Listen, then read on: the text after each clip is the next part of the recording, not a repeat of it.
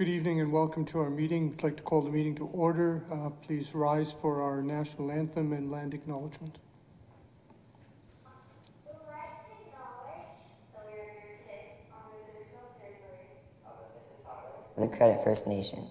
Nous tenons à reconnaître que nous sommes sur le territoire traditionnel des Mississaugas de la Première Nation de Credit. Oh, Canada.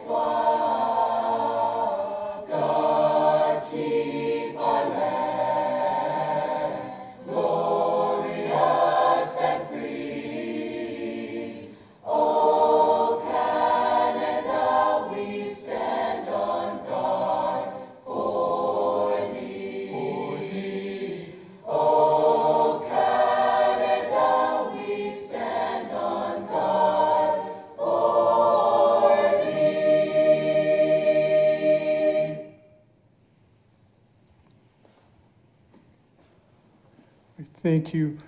It seems that in times like this, as part of our land acknowledgement and national anthem, we should also provide some context about wearing masks and making sure we wash our hands and staying safe as well. So I hope everyone is also doing that.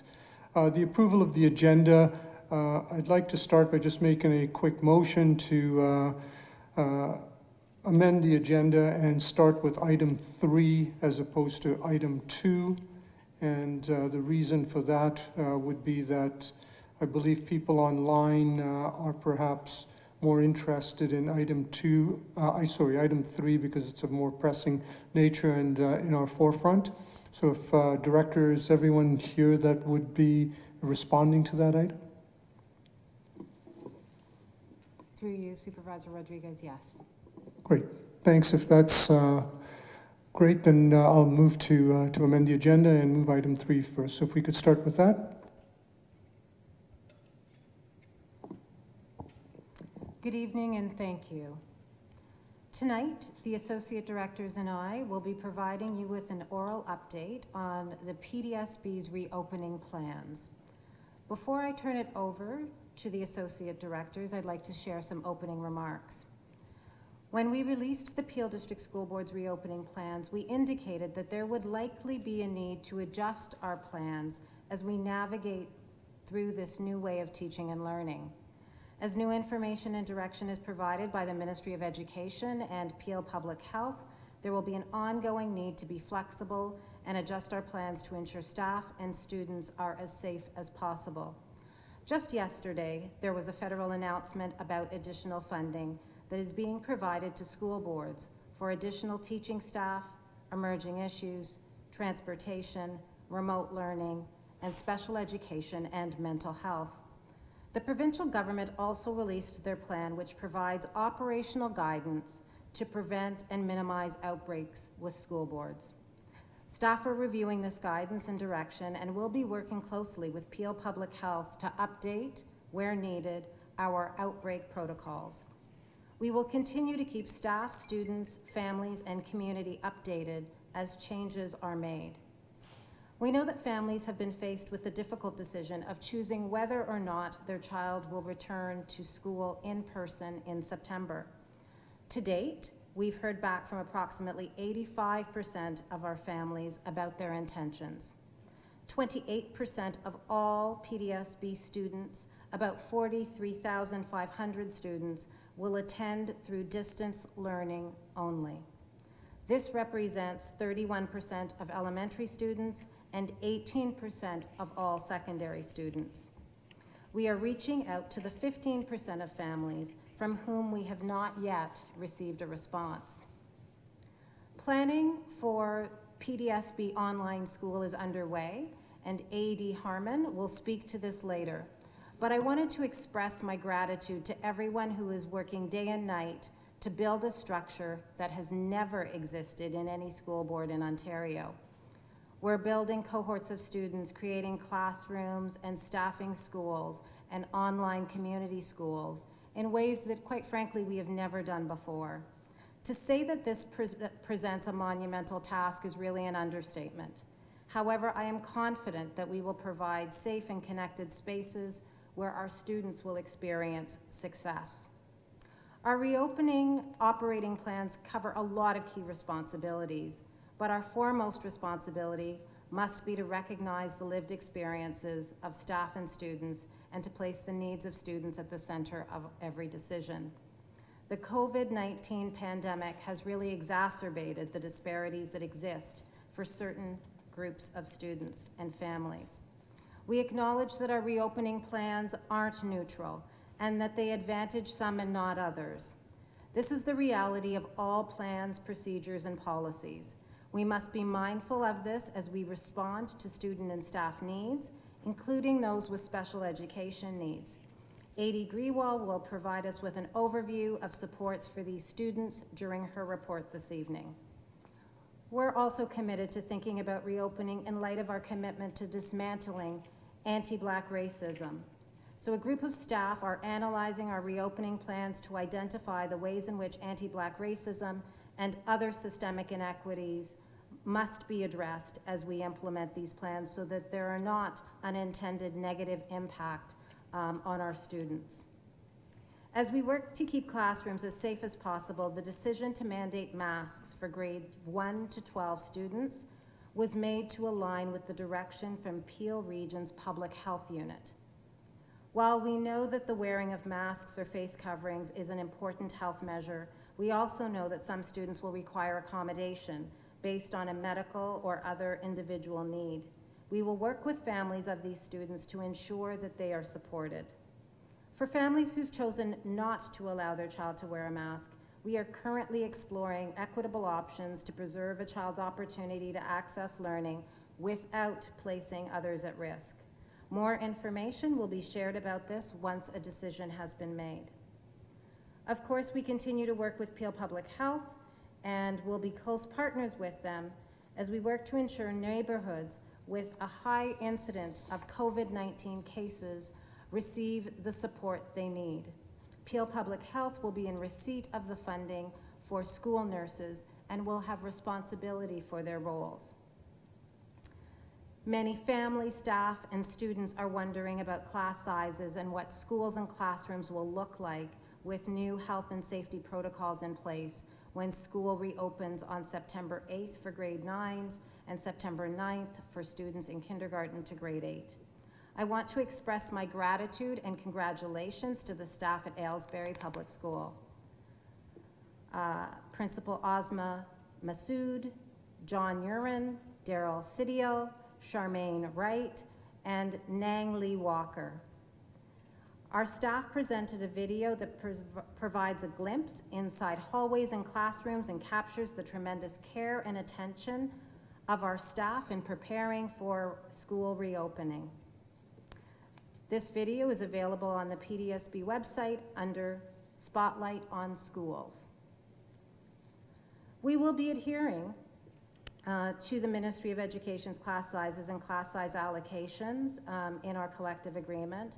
However, we are going to use our reserve funding from the Ministry of Education and federal governments to lower class sizes. AD Gill will provide a breakdown of that funding. We are currently in the middle of our staffing process at the elementary level. The 31% of elementary students who chose the Peel District school, online school, will help us to mitigate large class sizes. We're also focusing on reducing class sizes in schools in communities with high numbers of incidents of COVID-19 and those that are highest on the Social Vulnerabilities Index. We are continuing to do this work. Realistically, we do not have funding to create class sizes of 15 students across 217 elementary schools. The cost of this far exceeds what we have been allocated. Nevertheless, we are committed to ensuring that we do maximize the funding available to us to lower class sizes and to ensure that health and safety protocols are in place and that our schools are ready to reopen for learning as described. I will now ask Associate Director Gill to provide an overview of our funding to support COVID-19 and the reopening of our schools.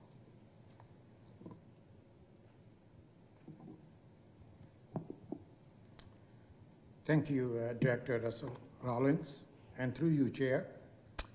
On July 30th, the Ontario government announced its school reopening plan for the 2020-21 school year.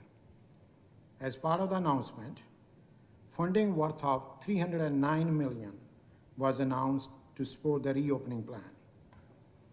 This funding was in addition to the $25 million announced as part of the GSN to support COVID-related costs. In addition to that, as mentioned by Director Russell Rollins, yesterday the federal government also announced additional funding to support the reopening of schools. So far, our board has received an allocation of approximately $28 million in additional funding as part of all of these announcements. $1.4 million for additional teachers to keep class size to funded average, remote learning, and other safety-related measures. In addition, as part of the federal funding, $4.2 million for non-permanent and supply teachers. So a total of $5.6 million for additional teachers to lower the class sizes. $3.8 million for additional custodial staff to do enhanced cleaning as per local health direction. $736,000 for health and safety training to all staff necessary to keep themselves and students safe. $2.1 million for student transportation to support costs associated with running routes at less than full capacity, as well as noon hour or early dismissal bus runs for secondary schools, and any overtime related to enhanced cleaning on the buses. $1 million to support students with special education needs. $6.6 million for any emerging issues that the board feels that they have in order to support the reopening plans. $617,000 for mental health supports to foster the continued learning and well-being of students. $1.1 million to support technology-related costs, including the replacement of out-of-date devices and any procurement of any additional devices. $3.4 million for principals, vice principals, and any other administrative support for virtual school to support remote learning. Regarding PPE and cleaning supplies, Ministry has set aside provincially $115 million to procure PPE and cleaning supplies for school boards. Procurement is being done centrally through the Ministry of Government and Consumer Services, and the supplies are being delivered directly to the schools and other board facilities. On August 25th, the ministry announced additional $50 million for air quality and ventilation. Our board's allocation of this funding is approximately $3 million. The funding would allow our board to use the highest rated filters and increase the frequency of filter changes. In addition, it will allow us to use this funding for standalone filtration units for classrooms that do not have mechanical ventilation or where outdoor or fresh air introduction cannot be achieved by any other means. So combined with all this funding that I've talked about, so that's a total of $28 million in additional funding for our board. In addition to that, on August 14th, the ministry announced that for the 2020 and 21 school year, school boards would be allowed to incur an in-year deficit up to 2% of their operating allocation. School boards can then use their reserves to balance the budget. This additional flexibility is being given to augment the health and safety of reopening plans where school boards feel it's necessary, such as smaller class sizes. Our board is allowed to use up to $36.6 million based on its operating allocation of $1.83 billion. As of 2019-20 school year, we have an accumulated surplus of $157 million. On an annual basis, the board approves the strategic use of this accumulated surplus with the understanding that it is not a sustainable source of funding and it's intended only to be used for one-time only investments. A significant portion of this accumulated surplus has been dedicated for essential requirements such as capital improvements, corporate system replacements, future benefit liability, and so on. So as of the 2019-20 school year, the board has an unallocated funds of $55.6 million. And the ministry is allowing the board to use up to $36.6 million of these funds for the 2021 school year.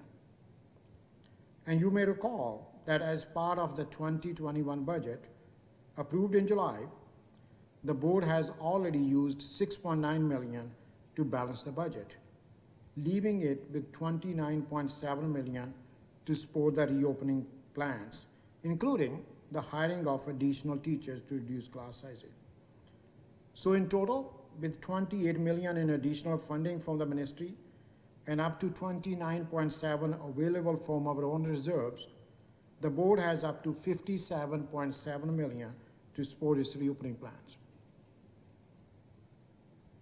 Thank you.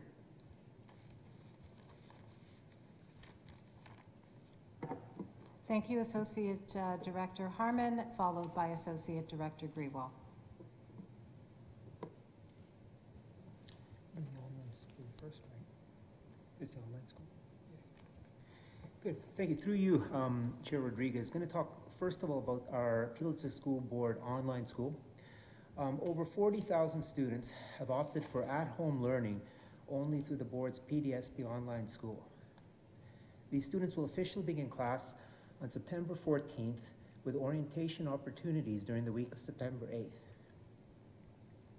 The new PDSP online school will include an online platform, excuse me,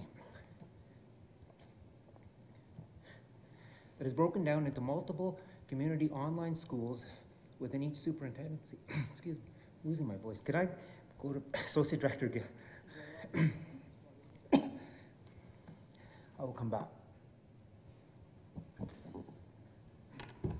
I'm going to pick up from the whole gradual return back to school and what it's going to look like and what the students will be doing during this gradual return. As part of the return to school, we will be engaging in a gradual return for all students, which includes those who are fully online and those who will be attending partially in person as well as fully in person, both elementary and secondary. As students re-engage in learning, there will be a focus on health and safety, mental health, and getting to know students as learners and as individuals with unique narratives shaped by their identities and lived experiences.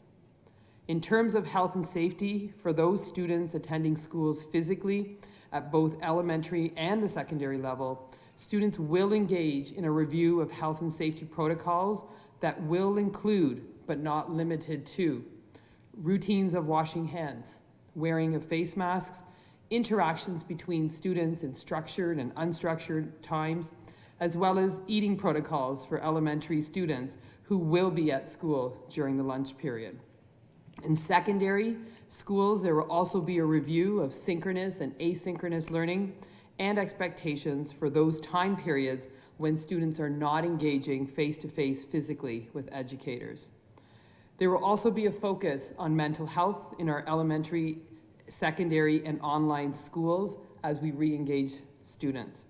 There will be a recognition that we all return to school with some struggle during a health pandemic, but that the struggles we face as individuals are also unique.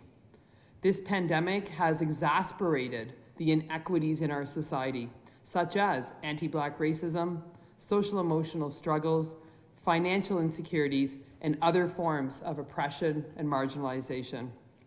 We will recognize that some of us have felt great loss in our lives and some of us are experiencing significant challenges. We all have a story and we don't know each other's struggles, but we can support and care for one another. The mental health of our students will be a focus of educators as we re-engage students in learning. For students enrolled in online schools, along with the focus on mental health, there will also be a focus that will include orientation materials for students to adjust to their new school routines online, including information about digital citizenship, the use of technology, and the learning expectations in an online environment. In terms of special education, the Peel Board is committed to serving students with identified special education needs, given our critical focus on equity and inclusion. In accordance with a statement from the Minister of Education, where schools have smaller classes, such as congregated classrooms for students with special education needs, school boards are encouraged to offer regular, everyday timetabling. Where these classes involve close physical contact between teachers, educational assistants, and students, guidance is provided in appended health and safety protocols for appropriate use of PPE. It was further clarified that the option of attending school every day is intended to support students with the highest levels of need for whom distance learning may be very challenging. Boards have the discretion to consider what subset of students with special education needs it applies to, as they know their students and their needs best. The direction does not require that all students with exceptionalities attend school daily. As a result of this direction and our commitment to equity and inclusion, all elementary students with special education needs have the option to return to in-person learning at school. In line with ministry guidance, secondary students with special education needs will attend school either as part of one of the mainstream cohorts or as part of a dedicated special education class. Those students who have a placement in special education congregated classes have the option to attend school all day, every day. Ensuring a safe work environment for staff and a safe environment for learning for students with special education needs remains paramount during the COVID-19 pandemic. Along with all of the enhanced health and safety measures, it is recognized that with many students with special education needs, physical distancing is not possible, and therefore additional PPE will be necessary to support exceptional learners and staff that support these students. In terms of programming and the essential focus we need to keep on learning, the individual education plans, or IEPs, will continue to be developed as per our regular practice. However, there will be a need to make some adjustments to address the realities of programming during COVID-19 pandemic. For example, IEPs should reflect both school and distance learning education goals, recognizing that some families may choose to keep their children at home. In terms of online schooling, PDSB online school educators will continue to provide accommodations, modified expectations, and alternative programming to students with special education needs as detailed in IEPs. They will have access to student records and previous IEPs to facilitate the development of effective programming and an IEP for the current year. Students with special education needs will have access to supports such as psychology, speech and language, social work, and itinerant staff. If we have sufficient number of students to form a specialized education program, we will do so, taught by a qualified Peel Board teacher. Where possible, students will be placed in a common cohort for program delivery, and where this is not possible, we will continue to meet the students' needs through synchronous learning in their online classroom, reaching out to Peel Board staff for additional guidance and support. Finally, in terms of teaching and learning, during these challenging times, as we focus on health and safety and mental health, we also need to keep teaching and learning at the center of our conversations as we re-engage with students. We will be focused on culturally responsive and relevant practices that ensure that student identity and student voice is not only centered in our thinking and planning, but valued and validated through the learning experiences that students will be engaged in. We will focus on ensuring instructional strategies take into consideration student learning needs, and assessment practices are equitable, transparent, and focused on student learning. This will be an ongoing focus in all of our schools, in all our classrooms, regardless if students are learning through a distance education model or through physically being in school buildings.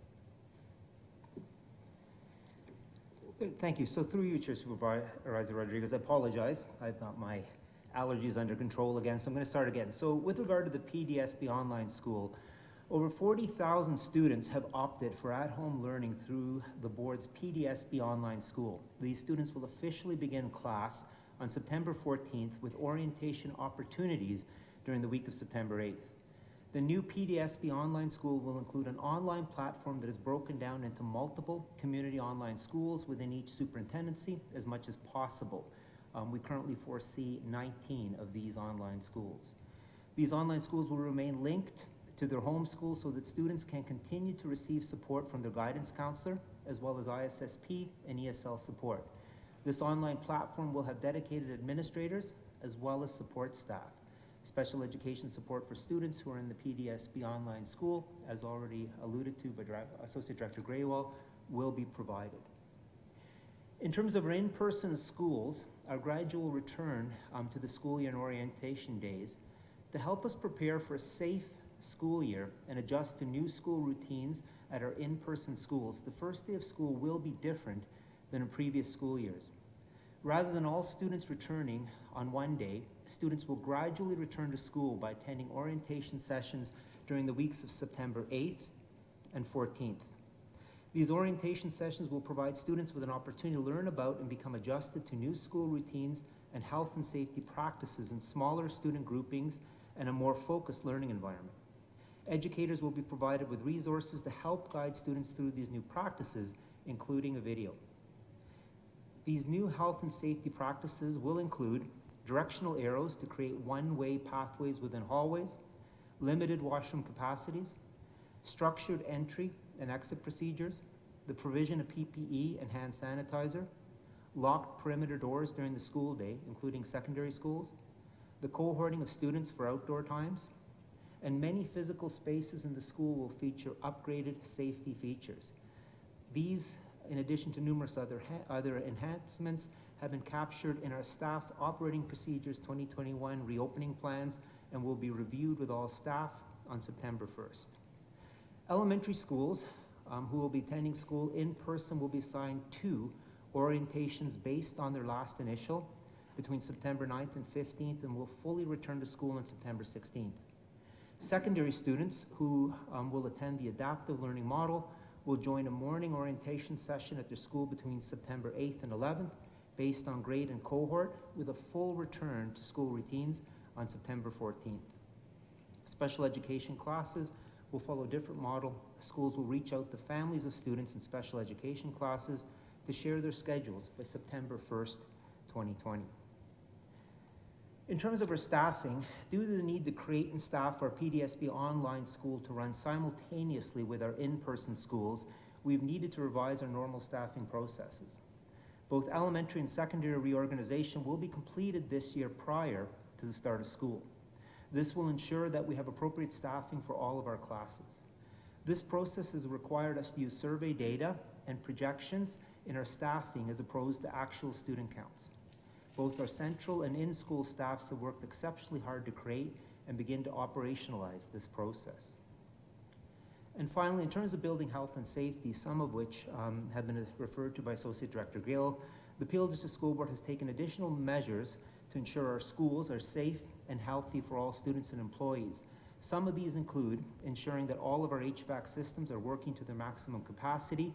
These have also been programmed to start earlier before school and end later after school. They also include new upgraded air filters with reduced replacement timelines for these filters. We've also opened our outside dampers to increase fresh air flow, and enhanced cleaning measures have been in place since the spring and will continue to be followed for as long as necessary. Thank you.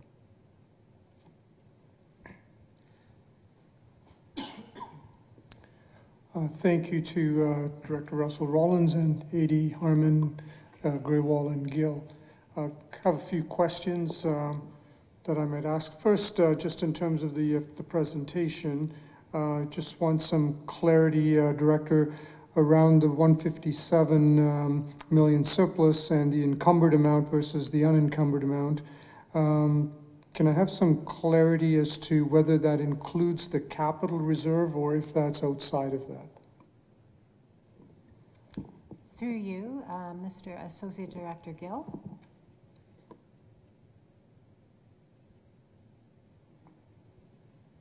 Yeah, through you, Chair. The 157 does include the capital reserves. Thank you. Another question that I have is, thank you for all the work in terms of the startup. I know that one of the questions that is going to arise around the learning piece, Director, is around closing the gap, the fact that students have not been in school since back in March. And is there some capacity building of staff and administrators and others in terms of how students will return to the learning and some way to close that gap? Through you, Mr. Rodriguez, I will start and then ask Associate Director Greewall to add if she would like. Each year as students return to school, our staff recognize that there may have been a summer lag or summer gap that develops. There have been practices in place which assess what students need to learn, and teachers adjust their program accordingly. Of course, because of COVID-19 and students being away from being in school physically, I know that we have heard comments from both our students and families that additional gaps may have developed, in part because of accessibility perhaps to online learning over that period. We are all very well aware of that and working to support our staff in accelerating and closing those gaps for our students, particularly those that have been most underserved. I will ask Associate Director Greewall if she has anything she'd like to add. Thank you. So through you, Chair Supervisor. So I think the only other piece that I would add would be the piece around, I think, the mental health piece. And we know that if students' climate in terms of learning and feeling well also does impact the way that they perform and the way that they learn. So that is the other piece that we will be spending lots of time in to make sure that we're acknowledging the challenging times that students are engaged with before we start the learning as well. So I think that would be the only other piece I would add. To that, and just a follow-up question, just given the AD Greywall's answer, Director, will there be training for staff around detecting anxiety of students that might be uplifted because of the situation that they find themselves in?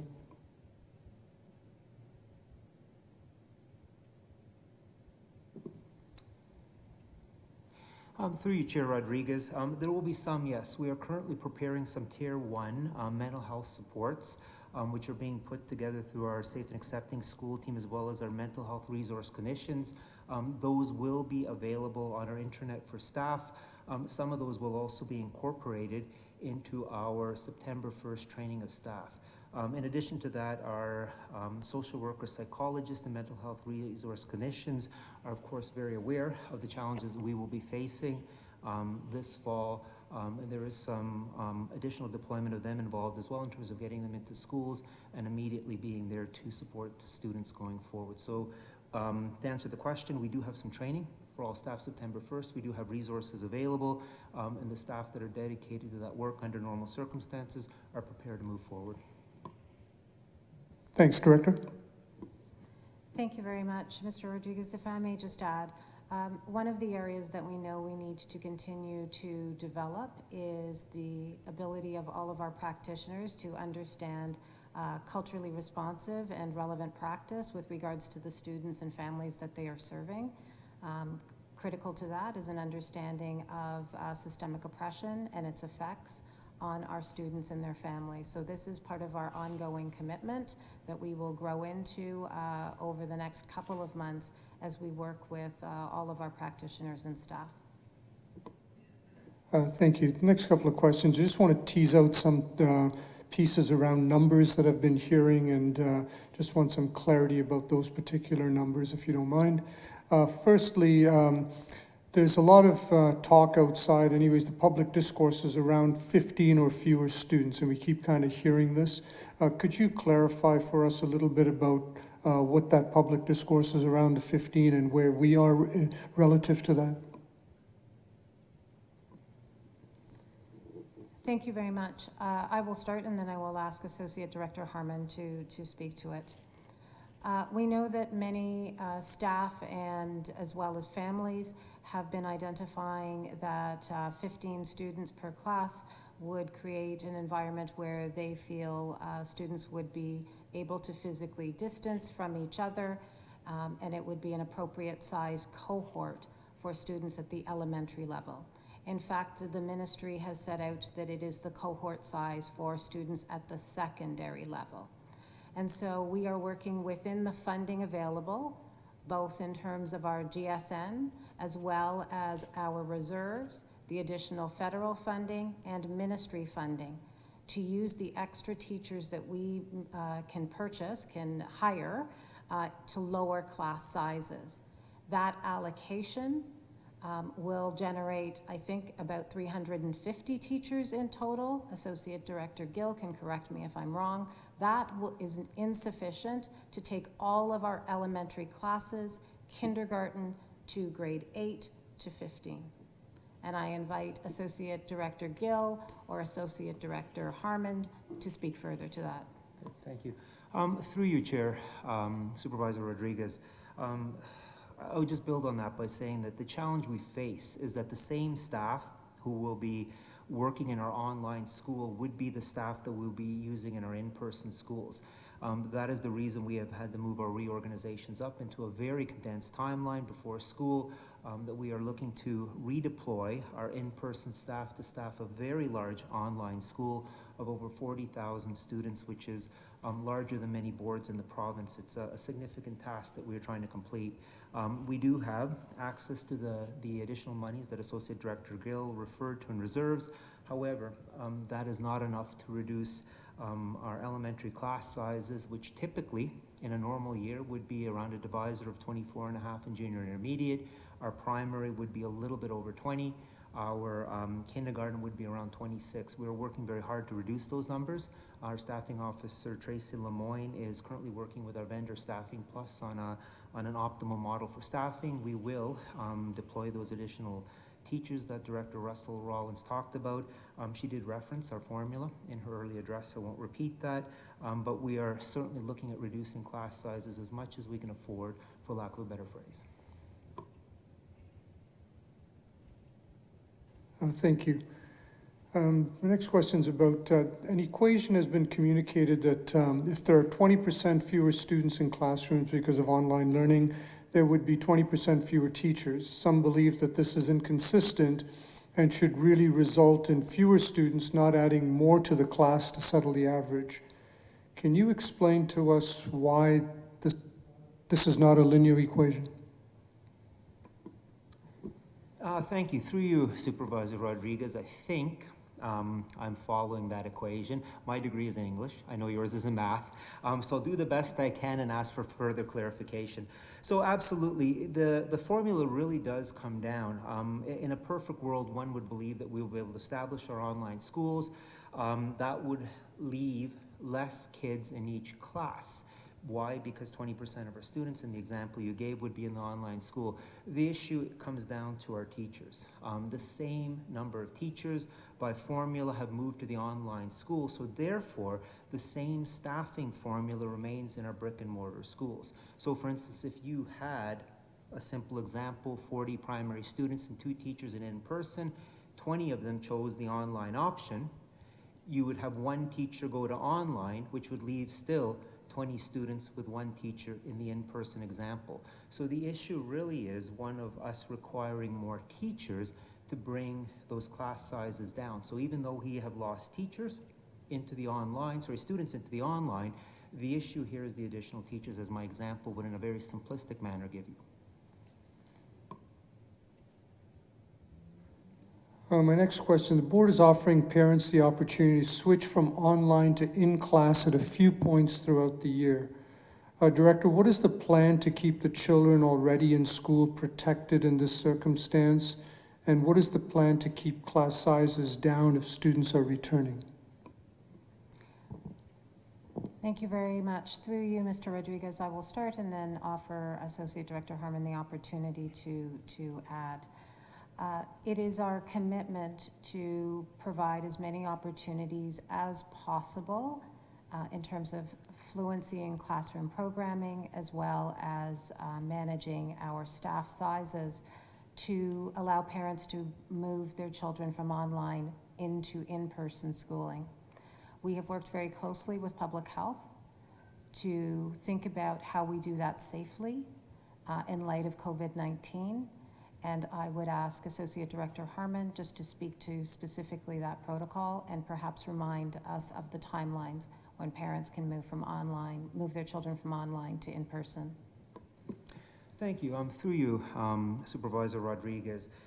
So we are currently working with Peel Public Health around a protocol for return of students under that circumstance. It will, of course, include self-screening and putting in place appropriate timelines, which will link to the second part of what Director Russell Rollins has referenced. We are currently looking at a date of most likely Friday, October 30th, for families to notify us of their intentions to return on November 16th. November 16th would be the beginning of our second quadmester in secondary. It would also align with progress reports in elementary. So our thinking is that from a program point of view, we would align the end of the quadmester as well as our first reporting cycle. This would allow for an ease of transition of students back into in-school programs.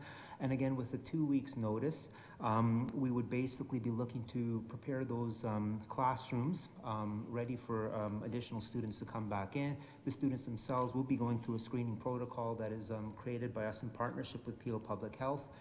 We are hopeful that through our staffing process right now, we have enough additional staff, as referenced by Associate Director Gill, for that transition to happen without significant reorganization of schools.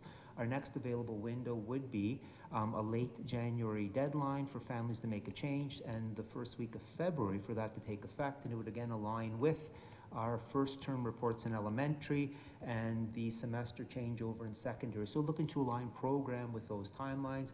We're looking to put in place Peel Public Health, develop protocols for the safety of students. The class size, I will need to be quite honest, and we have spoken to all of our unions and associations about the possibility of more than one reorganization this year. And depending on how the pandemic develops and the number of students moving back and forth, the possibility of a reorg, hopefully not November, but quite likely possible mid-year, is something that we are prepared for. We have messaged that out. We are hopeful that our planning will prevent it, but again, a significant number of students moving back or forth would necessitate us having to look at some classes and perhaps some reorganization. Thank you. Supplementary to that, Director, is there a plan in place if students currently attending schools were to become COVID positive? Will learning be done virtually during a quarantine period so the kids do not fall too far behind? Through you, Mr. Rodriguez. As you know, the outbreak protocol came out today, and so as we work to refine our operating procedures to reflect the ministry's guidance and that of Peel Public Health. We will be specific about what is in place for our students who test COVID positive and their return to school. It is our intention to look at a variety of ways to keep students connected to their classroom program so that they do not fall behind while they are away from school. That can happen potentially through online, but it can also happen through other methods that we continue to think about so that it is most relevant for that student, and the transition back to school is an easy one academically. I appreciate that.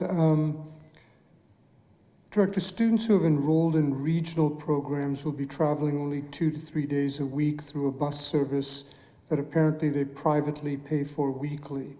Will these students and their families be reimbursed in any way? Through you, I would ask either Associate Director Gill or Harmon to answer this question. What do you mean? Yeah, go ahead. Yeah, through you, Chair. The regional program busing arrangement is directly between the families and the bus operators. So any cost that the families will pay will be, that's an arrangement between them, and we won't be the board will not be in a position to reimburse those families for any cost that they will incur. Thank you. Director, families are suggesting that they fill the form to opt in or out in a timely manner at schools. However, they're receiving phone calls that their school did not receive a response. Why are families not receiving an email confirmation or a means to reply back? Parents are at a loss as there is no information that is available on their respective school's website in terms of who to contact to update student information. Don't know how pervasive that is, but certainly heard back that that might be a problem. Thank you very much. Associate Director Harmon. Thank you. So through you, Chair Rodriguez, we're not aware of this concern prior to right now. I would suggest if there's a way we could determine which school this was and perhaps some of the specific parents, we'd be happy to follow up as to why. Again, our system would have received this information, and I think the short answer to the reply back email would be, again, the sheer volume of the work that we had to undertake over the course of a very short period of time. My understanding is that we are quite confident in the information that we have at this point in time. If there have been anomalies or some difficulties, again, which I have not heard of until now, I'll be more than happy to get the specific information, school, families, etc., and either through our school support, LTSS, or communications, reply back to those families and perhaps find out what has occurred. Thank you, appreciate that.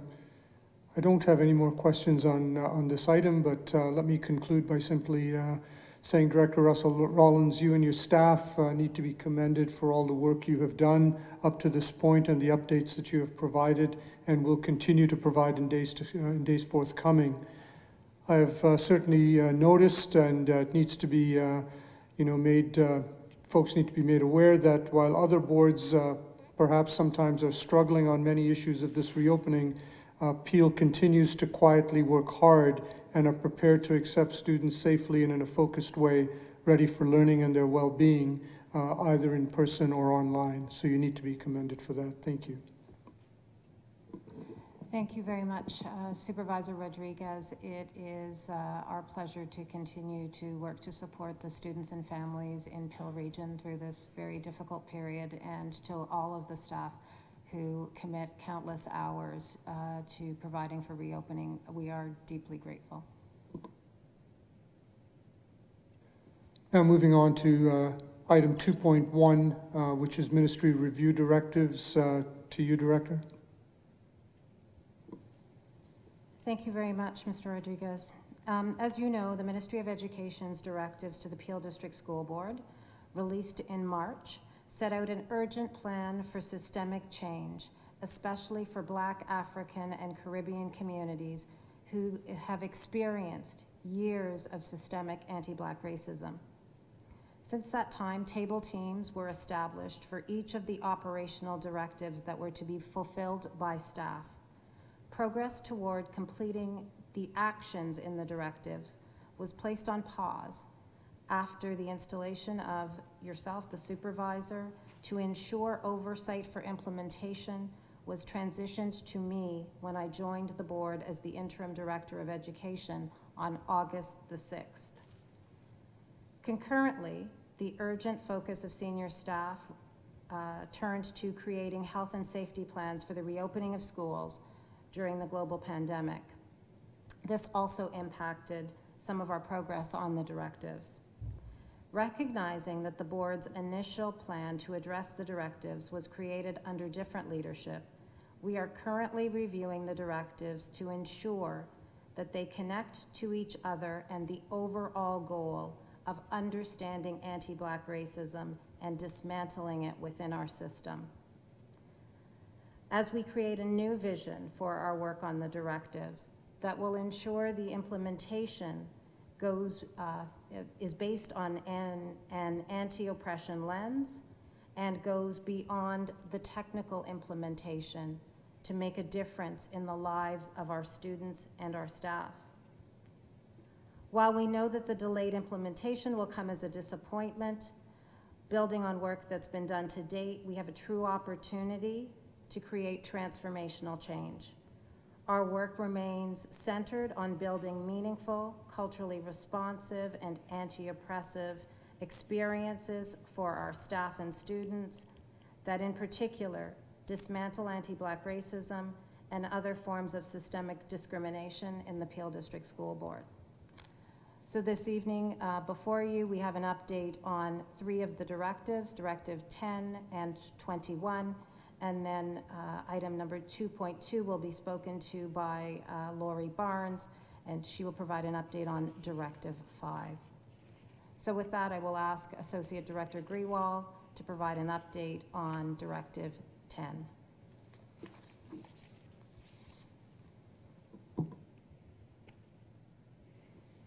Thank you. Through you, Chair.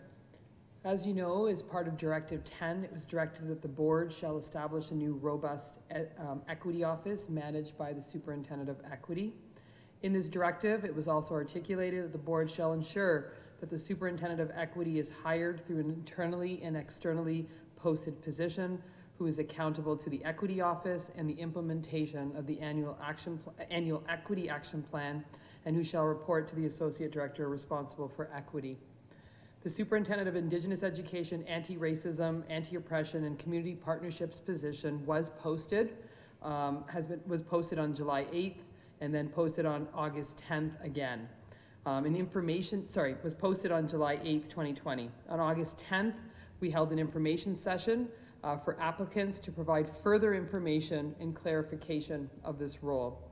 The information that was shared at this session really focused on the context of the role, given the board's strategic plan and the ministry directives.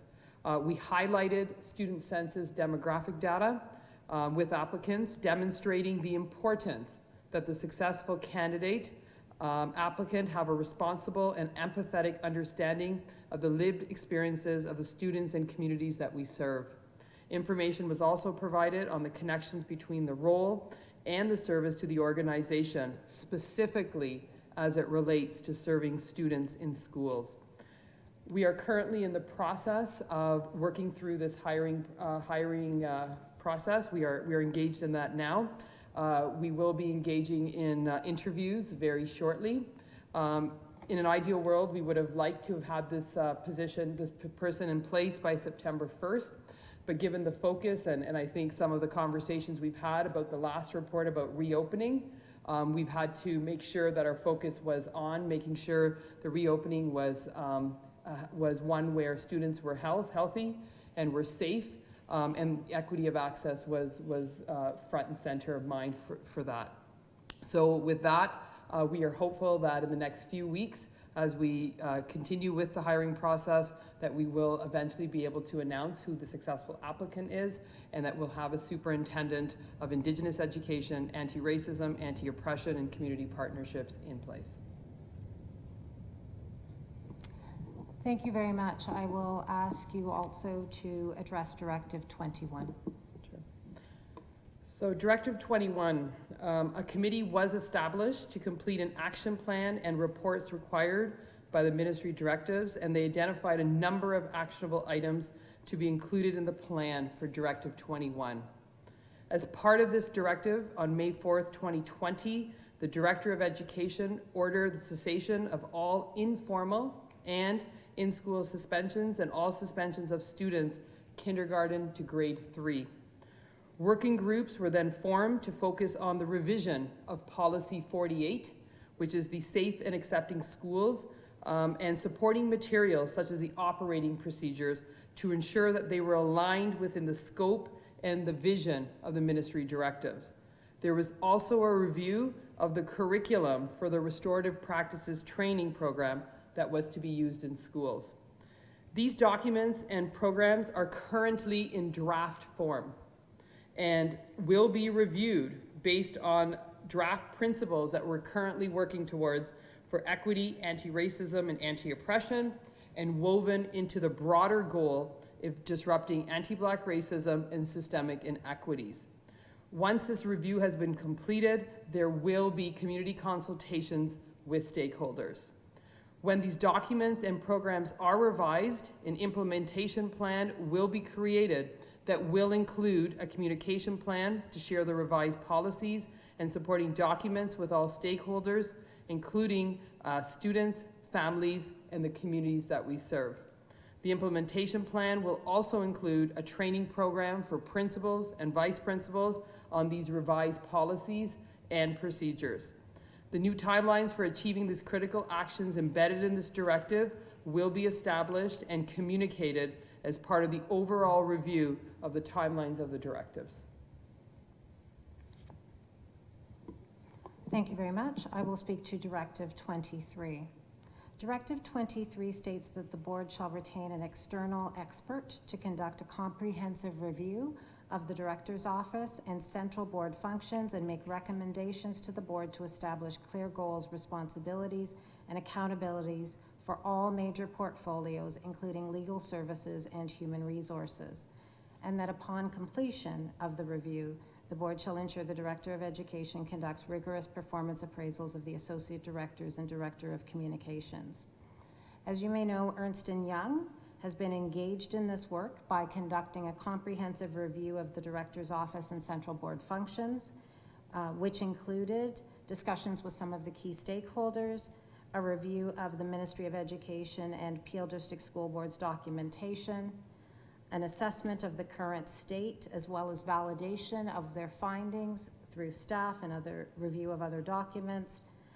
Ernst & Young has also conducted their own equity and inclusion review and conducted an environmental scan of the organizational structures of comparable school boards.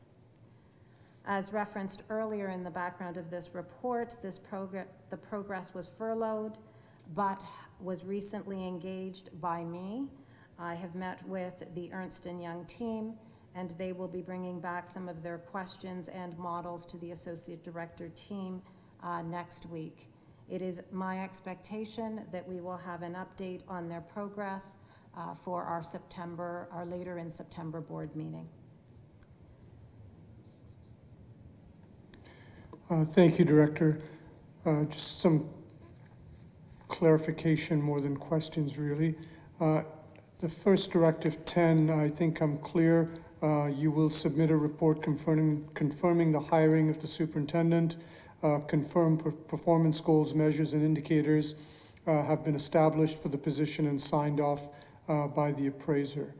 As for Directive 21, can you please confirm for me that what's been written or what's been just articulated, that no student in grades JK to 3 will be suspended or expelled while the revision of Policy 48 occurs? Through you, Mr. Rodriguez, yes, I can confirm that. That was communicated to principals in the Peel District School Board on May the 4th. Thank you. Finally, with respect to Directive 23, would you please confirm that you will be back to the board meeting of September the 23rd and provide us with clarity on the new timelines pertinent to this directive? Yes, Mr. Rodriguez, I can confirm that. Madam Secretary, would you please make note of the September 23rd as the follow-up for this, please? Thank you. The recommendation for 2.1 will be affirmed then. The recommendation is to accept the report and to pass it on to the ministry. So thank you for that. Moving on to 2.2, which is Directive 5, the progress report from Pro Tem Parliamentarian Governance Expert, September 1, 2020. Director Russell Rollins. Thank you very much, Mr. Rodriguez. I would ask Special Assistant to the Director, Laurie Barnes, to provide an update on her report.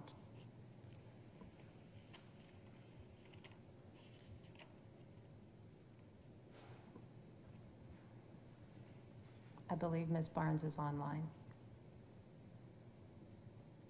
Good evening. Thank you, Director Russell Rollins. Can you hear me? We can, thank you. Okay, great. I am pleased to provide a progress report on Ministry Directive Number 5 regarding effective governance for the Peel District School Board. Currently, work is ongoing with respect to the board bylaws, which are an important tool for conducting the board's business on behalf of the students in its care.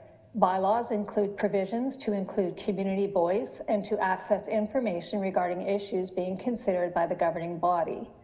Board bylaws outline specific rules of procedure to ensure the voice of all elected officials have equal value and are based on democratic principles. I'd like to briefly highlight 4 important components of the bylaws for your information.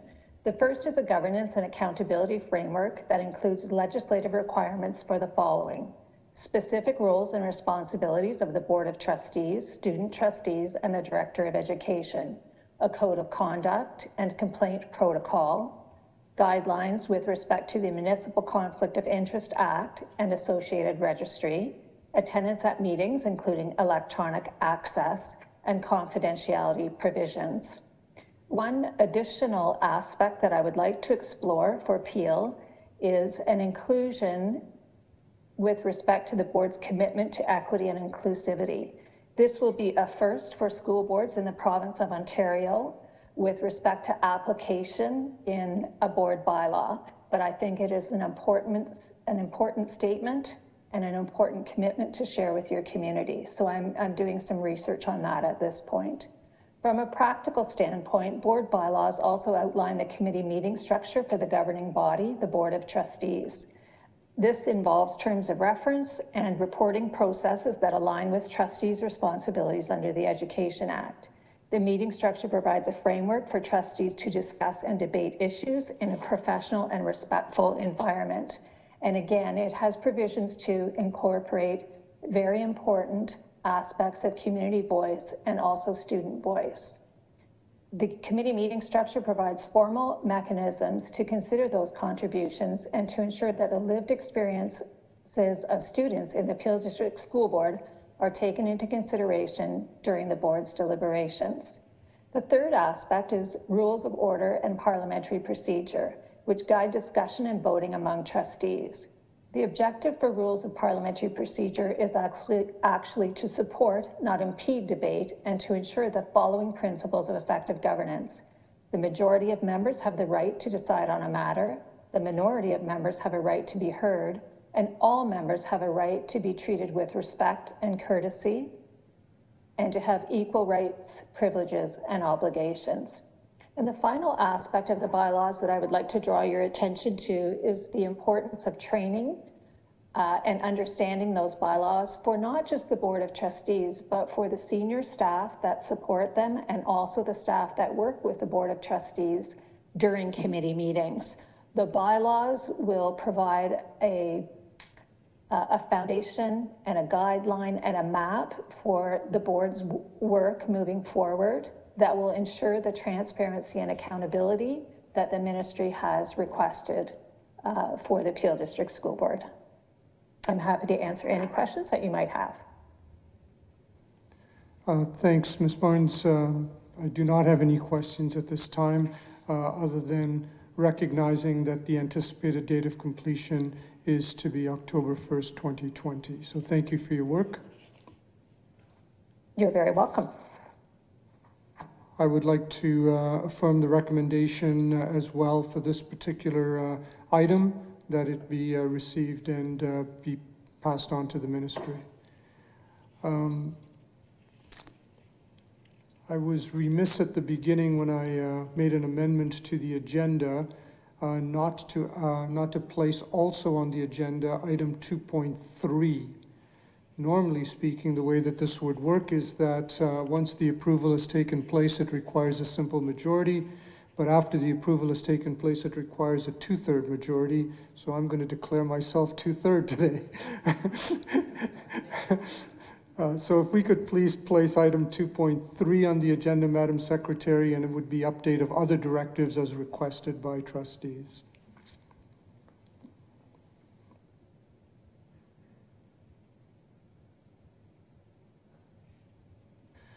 So this is just update that has been requested through questions by some trustees to me on some of the other directives, and just one overall, so I'll just respond to those as well. The first one is response from the government. We have submitted, prior to me coming here, trustees have submitted many letters to the ministry for completion of directives as well as clarification. Have we seen any replies, and when will they be brought to the board?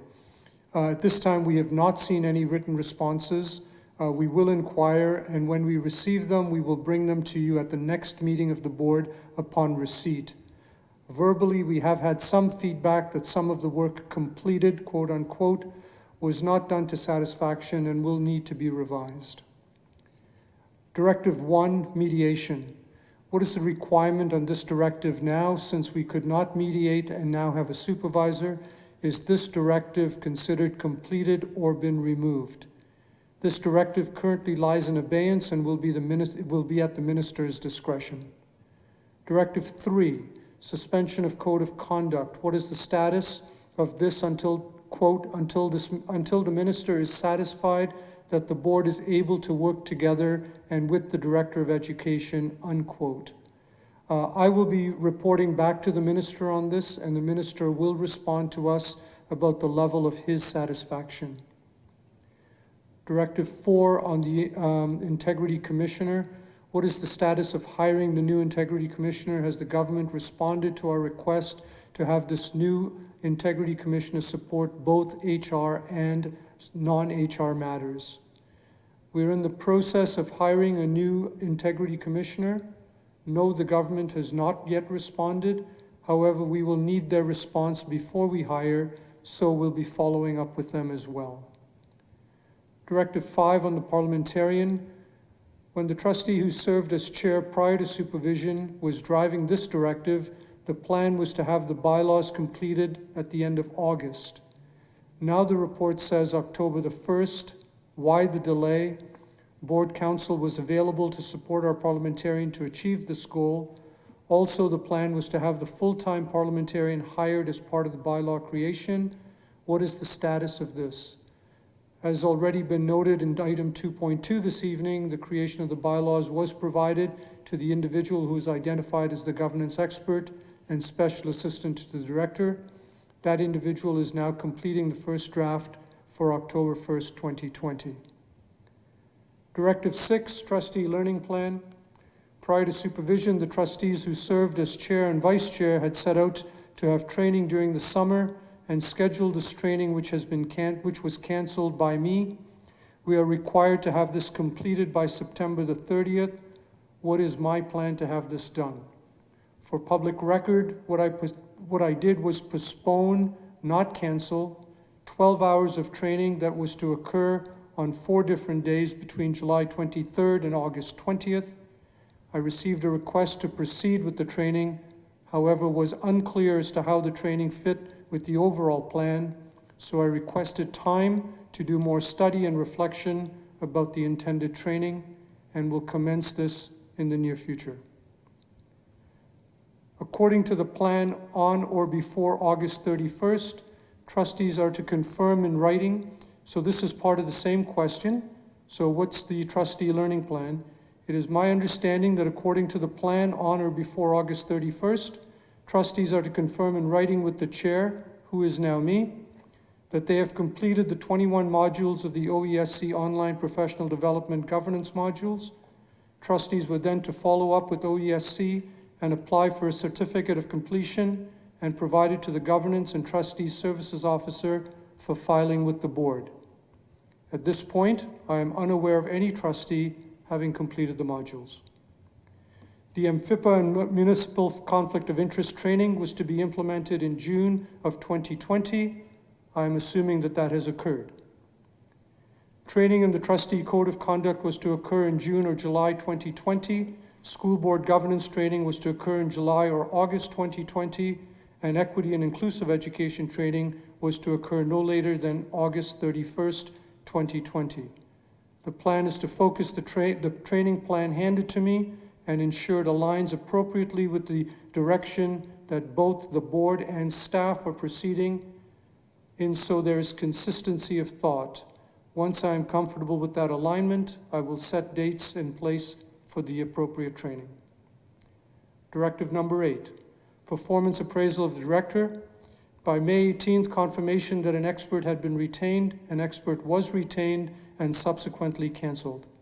By August 31st, submit the professional learning goals, and performance measure, and confirmation that the performance plan is complete. For obvious reasons, this timeline will be adjusted. While I am here, I will be responsible for the performance of the Interim Director of Education. Directive 10, Superintendent of Equity. The qualifications for this position seemingly was lowered, quote unquote, from the original posting. This is such a very important position that needs to deal with over 15,000 staff, community, and students, that being an educator is a must-have. The qualifications have clearly not been, quote unquote, lowered. Director Russell Rollins has already spoken to this, and A.D. Greywall has spoken to this evening, and if further clarity is required, we will certainly be able to provide that at the next meeting of the board. Directive 21, why did the work stop on this? Have I asked the ministry for an extension, and when will it be completed? Again, we have heard this evening, the director has indicated that no students will be suspended or expelled, and work has not stopped on this particular directive. Will the board list all, or at least a comprehensive list of actions that staff may take that will be considered an informal suspension? I will ask the director at this point to address that particular question. Thank you. Through you, Mr. Rodriguez. First of all, from my perspective, there is no such thing as an informal suspension. We do recognize that there are a variety of practices that bring students out of their classrooms because of identified behaviors. I would consider this to be inconsistent with our movement towards eliminating suspensions for students in kindergarten to grade 3. We will continue to provide resources to schools and clear expectations about creating optimal learning environments for all of our students, particularly those who to date have experienced difficulty in our classrooms because of the experiences and the conditions that exist. And so we will be clear that our classrooms are to be supportive spaces emotionally and academically for all of our students, particularly boys and racialized boys who have been the subject of high suspension rates. So we will be clear with our staff about culturally responsive responses to behavior that is a challenge. We will build classroom environments that are more supportive of our students and recognize anti-Black racism and other forms of oppression and how that plays out in a classroom. And we will not be supporting exclusion outside of classrooms because that just replaces a formal suspension. Thank you, Director. Directive 23, why was this directive furloughed? Was a request sent to the ministry for delay, and when will this be completed? It was their understanding that this was underway in June. Again, as indicated by the director, Ernst & Young have been engaged and the work placed on hold until the interim director of education took office. No request has been made to the ministry for delay. However, staff will be asking for a renewed timeline on the identified directive. As part of the directives, it was recommended, this is a separate question outside of the, some of the updates on the others. As part of the directives, it was recommended that the climate team move into the equity department, and some understanding around the accuracy that the entire department was transferred to a newly formed department director. Were the individuals interviewed for these jobs? Will there be a new set of individuals hired for the climate team, then moved into equity? Is there some sort of formation of the team around the equity piece? Just in terms of trying to ensure that what's been part of the ministry directive and identified as disproportionately negative affecting African, Black, Caribbean, and Indigenous students be addressed under the equity department. Thank you for the question, Mr. Rodriguez. I would ask Associate Director Grewal to answer the question. Thank you. Through you, Supervisor. As part of Director Russell Rawlings' report, she talked about the external expert hired, Ernst & Young, to conduct a comprehensive review of the Director's Office and the Central Board functioning. The climate team's role and responsibilities will be reviewed as part of that review, and there is a commitment that we will abide by the directions in the ministry directions that were laid out to us, that climate needs to be connected with equity. Thank you, A.D. Grewal and Director Rollins, Russell Rollins. I have no more updates on 2.3, so that concludes new business. And we're now moving on to, having completed item 3, we're moving on to 4.1, which is the appointment of Peel District School Board's Permanent Interim Director of Education. The recommendation here is it's recommended that the report be received. The report simply states that I have appointed Colleen Russell Rollins as the Peel Board's Permanent Interim Director of Education effective August 5th. So I affirm that recommendation and receive the report. Moving on to item 4.2, elementary principal assignment.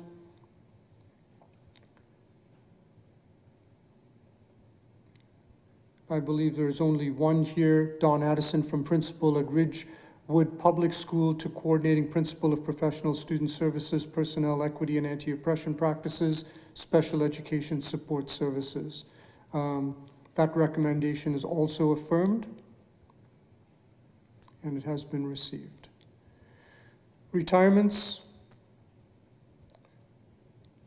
Once again, it's always a delight to congratulate people that have chosen to retire and move on to different parts of their journey and their life. And so I think it's important that we recognize them formally again, so I will call their names out as part of the retirements for this particular month, I believe, that we've received. So thank you again for your service. The following: Nellie Alsop, Delphi Boyle, Julie Capabianco, Sandra Chase, Brenda Grassi, Catherine Harley, Anna Janisic, Gail Kingsmore, Lawrence Marler, Ellen Marta, Dorothy Medeiros, Kathy Lee Newhouse, Janice Poirier, Judith Radmore, Raji Sethi, Judith Sutton, Jane Smith, Elena Valavicius, Jim Van Buskirk, Linda Van Hokelen, Janice Venier, Greg Volk, Jennifer Wallace, and Lori Iwowski. Thank you again for your years of service to the Peel District School Board. And again, I will affirm the recommendation on that to receive the retirements of staff. And then I believe that's all of it, isn't it? Look at that. We are now adjourned. Thank you everyone coming this evening, and see you soon. Stay safe.